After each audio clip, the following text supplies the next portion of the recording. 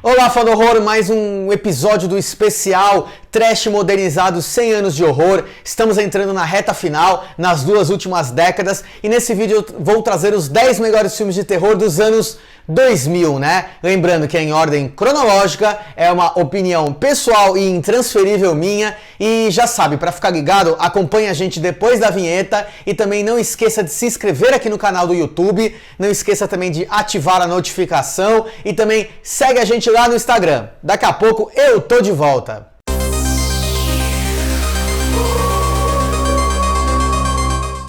O cinema de terror entrou no novo século influenciado, assim como todo o planeta, pelo 11 de setembro, né? Acontecimento que iria ditar toda uma década e fez com que surgisse o torture porn, né? Que veio exatamente para saciar o público americano naquele seu desejo de vingança, né? E aflorar a extrema violência, aflorar a xenofobia, né? Tudo isso por conta das torturas que os soldados americanos sofreram tanto no Afeganistão e no Iraque, quanto o revide Yankee em Guantánamo. Fora todo esse sentimento de moralismo, né, de conservadorismo republicano que aflorou naquela década, né, a gente teve ali na primeira metade dos anos 2000 a explosão do terror asiático e suas infindáveis refilmagens americanas, né, e na segunda metade a gente teve ali o expoente do New French Extremity, que é o cinema de terror extremo e violento francês. Além disso, vimos o boom do found footage e também, lá no final da década,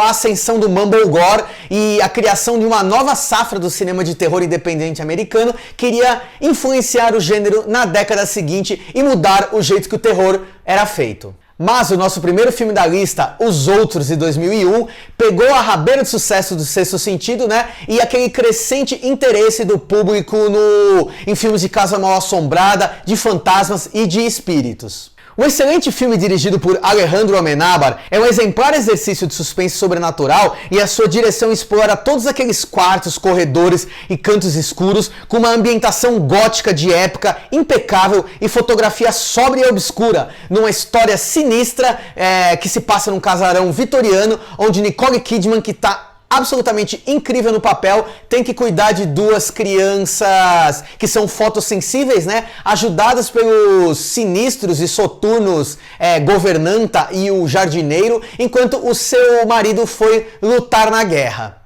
E sem contar, né, que aquele terceiro ato traz um plot twist, né, uma daquelas reviravoltas inspiradas pelo filme de Shyamalan, obviamente, que fez sucesso no gênero. Em segundo lugar, O Chamado, de 2002, né, que é o filme de terror da geração 2000 e que fez catapultar de uma vez por todas o J-Horror, graças à refilmagem do filme de Hideo Nakata de 98 e, consequentemente, foi trazendo várias das produções nipônicas, tanto para o público médio que gostaria de assistir as versões originais, quanto um sem número de refilmagens americanas. O Chamado dispõe de uma impressionante beleza técnica e visual na direção de Gore Verbinski e uma construção de atmosfera e um ritmo até desacelerado demais para os padrões de Hollywood naqueles tempos. Todo esse pacote junto e Samara, né, no lugar de Sadako, saindo da televisão, apesar do CGI e daquela maquiagem parecer muito mais a Reagan do Exorcista, meteu medo numa galera e foi um dos filmes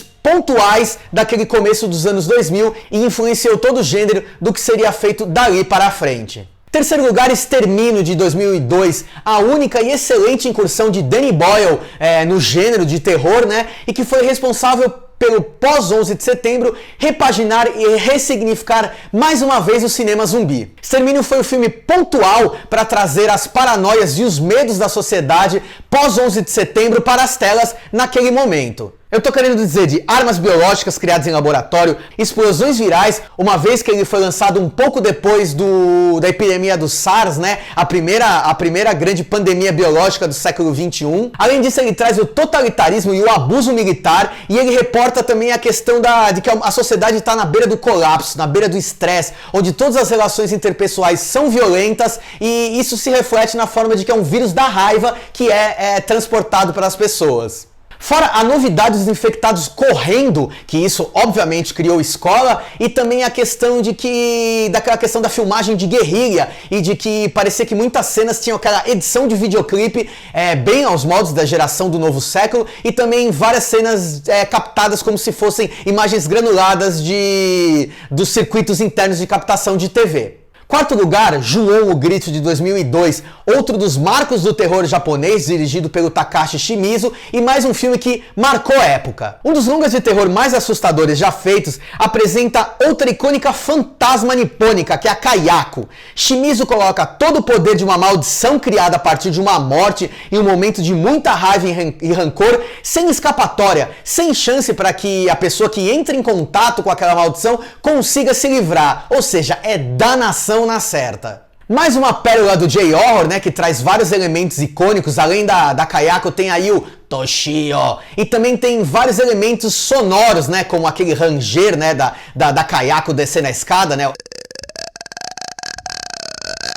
que com certeza botou medo em muita gente. Em quinto lugar, Alta Tensão, o filme que colocou no mapa o New French Extremity e levou para o mundo toda aquela transgressão, ultraviolência, sadismo e doses de sangue e gore do cinema brutal francês.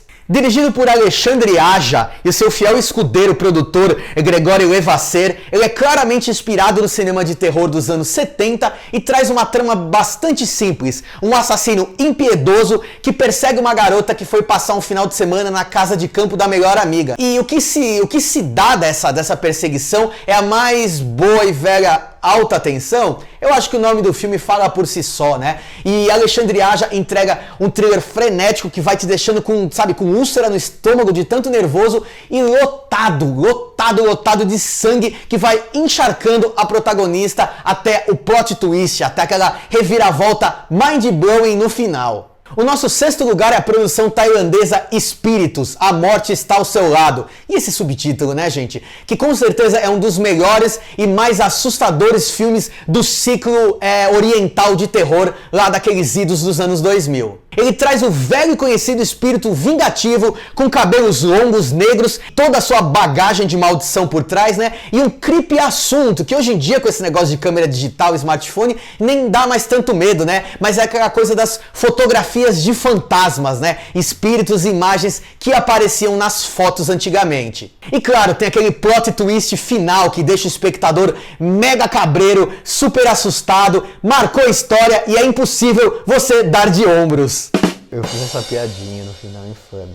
Sétimo lugar, temos Jogos Mortais, de 2004. Não dá pra falar dos anos 2000 sem falar de Jogos Mortais. O filme que catapultou ao sucesso o diretor malaio James Wan e o Lee Whannell. E ele também foi o responsável por criar uma franquia milionária. Era todo ano no Halloween tinha filme dos Jogos Mortais. E também incendiou como um rastilho de pólvora o torture porn durante aquela década. Fora isso, ele foi importante por dar vida ao Jigsaw, que talvez seja o mais memorável Movie Maniac dos anos 2000, e ele também trouxe para o público americano exatamente o que ele queria naquele momento: tortura, vingança e um senso deturpado de moralismo, que era o que pregava o assassino interpretado por Tobin Bell. E olhando pra trás, né, é muito engraçado você ver como o primeiro filme é completamente diferente do que a franquia se tornou. Um thriller psicológico centrado em apenas duas pessoas presas em um banheiro tentando sobreviver, e um serial killer que não é tecnicamente um serial killer, porque ele nunca mata ninguém, induz as pessoas a se matarem, né? Depois virou uma trama estrambólica com um monte de idas e voltas e aquelas armadilhas cada vez mais espetaculosas que o Jigsaw coloca as pessoas pra tentar se livrar, né? Só que fora isso, o primeiro filme é um excelente suspense e uma das melhores coisas feitas no gênero até hoje. O nosso oitavo lugar vai para O Abismo do Medo, de 2005, produção independente britânica que sem dúvida é um dos melhores filmes de terror daquela década, tá no meu top 3 e um dos melhores filmes de criaturas dos últimos tempos. Dirigido e escrito por Neil Marshall, ele aborda alguns dos principais medos do ser humano: lugares fechados, nesse caso uma caverna, né? A escuridão e o medo do desconhecido. Ele vai trabalhando toda a construção de personagens, né? E toda aquela ambientação, a criação de atmosfera naquele lugar fechado, enquanto um grupo de amigas vai tentar explorar uma caverna e ficam presas ali dentro, né? Isso para que o filme deu uma reviravolta e só depois dos 45 minutos da metragem que ele vai colocar as criaturas em cena. E aí se prepare que vai ser um verdadeiro survival horror e dose e dose e dose de gore.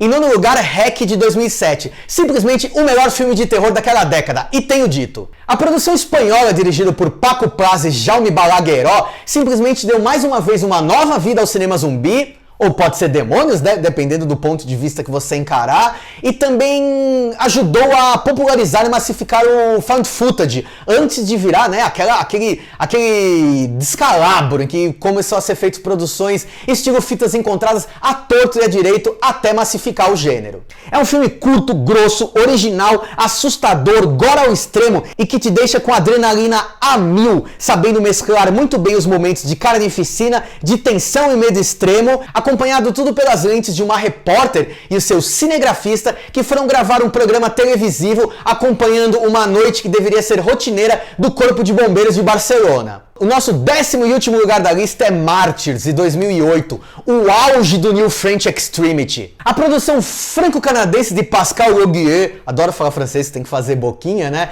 É uma produção extrema que traz muita violência, tortura, sangue, é uma brutalidade ímpar, e o pior de tudo é a hora que termina o filme você fica mal, você fica numa bad desgraçada, e aquele tipo de produção que faz a hora que as luzes apagam, você continuar pensando, remoendo o filme e levar para a discussão. Martyrs parecem dois filmes em um, né? Ele começa de um jeito completamente deslocado, violento, numa adrenalina só, e ele se modifica completamente a partir do segundo ato. E ele faz você refletir sobre a maldade humana, né? Pois tem um grupo que está em busca da martirização, na procura por respostas meio metafísicas e meio filosóficas sobre o que há no momento da morte e principalmente a vida após o que a gente deixa esse plano de existência. Ame ou odeie, Martyrs é o tipo de filme que não é um trash modernizado e é impossível passar indiferente. Bom, é isso aí. Finalizamos a lista dos anos 2000 e no nosso próximo vídeo é o último da nossa empreitada pelos 100 anos de horror, onde eu vou trazer os melhores filmes da década de 2010. Tá curioso para saber como a gente encerra com chave de ouro essa sequência de vídeos? Pois bem, volte então para o nosso próximo e derradeiro episódio, mas não esquece de se inscrever no canal, ativar a notificação e também seguir a gente no Instagram. Eu tô a 9 vídeos falando isso, mas é muito importante a sua força. Compartilhe o nosso conteúdo para aquele pessoal que também é fã do horror e te vejo na última lista.